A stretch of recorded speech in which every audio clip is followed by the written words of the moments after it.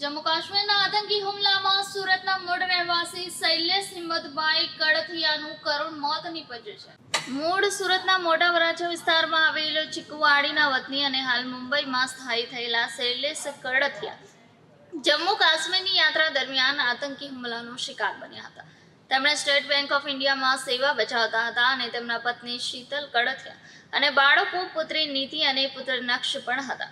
પરિવારે 4 વર્ષ પહેલા સુરત છોડી મુંબઈમાં વસવાટ શરૂ કર્યો હતો। હાલ પરિવારને સુરક્ષા માટે પોલીસ પ્રોટેક્શન આપવામાં આવ્યું છે।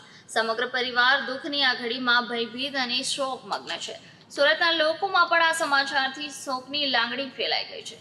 શૈલેષભાઈનો પરિવાર અગાઉ ચીકુવાડી વિસ્તારમાં ભાડે રહેતો હતો, જ્યાંથી તેઓ મુંબઈ સ્થાયી થયા હતા। એક સામાન્ય પ્રવાસ માટે જમ્મુ કાશ્મીર ગયેલા પરિવાર માટે આ યાત્રા દુઃખદ સફર બની રહી। આ ઘટનાને લઈને સુરક્ષા વ્યવસ્થાનો અને આતંકી પ્રવૃત્તિઓ સામે સવાલો ઉઠી રહ્યા છે। એમનું નામ છે શૈલેષભાઈ હિંમતભાઈ કળથિયા અને હરિકુંજ સોસાયટી વિભાગ બીજો, ત્યાં એમનું રહેવાનું છે। અમે પણ સાથે રહીએ છીએ, એમના પાડોશી છીએ, અમે એક જ સોસાયટીમાં રહીએ છીએ અને બોમ્બે નોકરી કરતા શૈલેષભાઈ। ત્યાંથી એ લોકો ફરવા ગયેલા જમ્મુ કાશ્મીર અને આવી દુઃખદ ઘટના બની છે। જાણવા એવું મળ્યું છે કે ભાઈ આતંકવાદી હુમલામાં એમને જરાક ગોળી વાગી ગઈ છે, એવું બનેલું દુઃખદ ઘટના બની છે।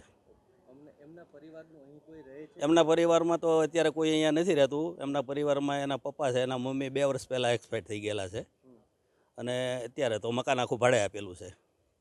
અને હિંમતભાઈ જે એના પપ્પા છે એ ધુફણિયા રહે છે, દામનગર તાલુકો, જિલ્લો અમરેલી, સૌરાષ્ટ્રમાં રહે છે।